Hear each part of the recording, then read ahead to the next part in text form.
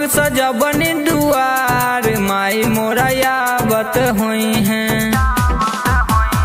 गैया के गोबर से अंगना निपवनी जगमग सजबनी दुआर माई मोरा आवत हुई हैं। बाघावा पर होई के सवार माई मोरा आवत हुई हैं। बाघावा पर होई के सवार माई मोरा आवत हुई हैं।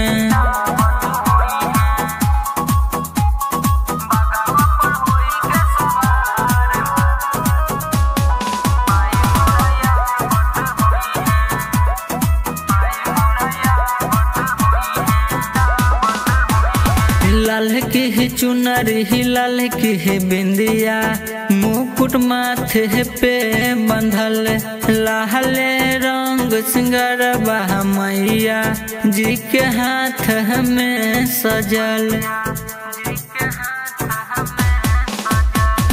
लाल की चुनरी लाल की बिंदिया मुकुट माथे पे बंधल लाल रंग सिंगारबा मैया जी के हाथ में सजल।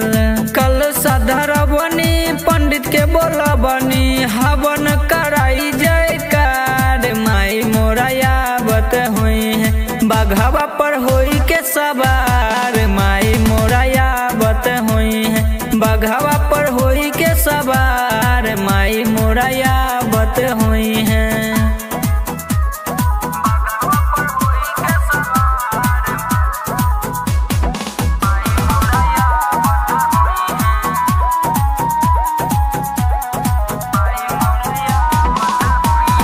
सारी दुनिया पूजत बाटे मैया जी के हो चरण सेवका मैया के शरण में हरदम रहेला मगन।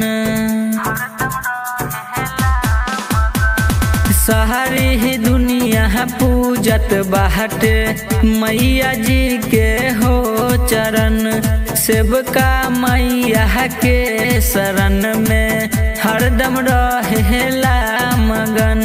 याद बयनीली करेला पूजन कई के जय जयकार माई मोरा आवत हुई है। बाघावा पर होई के सवार माई मोरा आवत हुई है। बाघावा पर होई के सवार माई मोरा आवत हुई है। Presented by RLA Recording Studio। कल साधर बनी पंडित के बोला बनी हवन कराई जयकार माई मोरा आवत हुई है। बाघावा पर होई के सवार